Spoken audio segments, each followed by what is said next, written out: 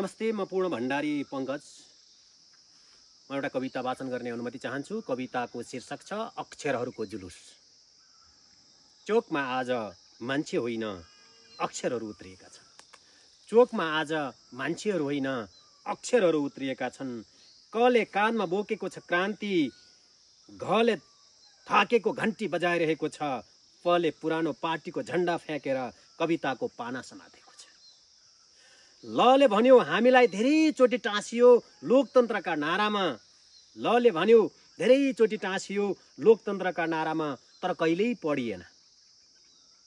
कले भन्यो विकासको वटवृक्ष सुक्दैछ, जरा पानीभन्दा वचनमा डुबेको छ। भिड बीच झेन्जीका अक्षरहरू चम्किए। भिड बीच झेन्जीका अक्षरहरू चम्किए। जले जोस फैलायो, मात्राले ऊर्जा भरेको आवाज तानेर भन्यो इतिहास बेचेर ब्याज खाने होइन।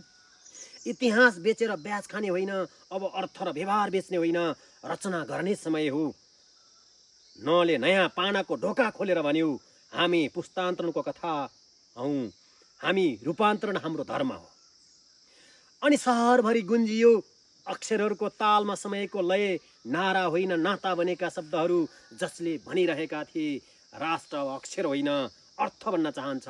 राष्ट्र अब अक्षर होइन अर्थ बन्न चाहन्छ। त्यो दिन सहर उज्यालो भयो। त्यो दिन सहर उज्यालो भयो।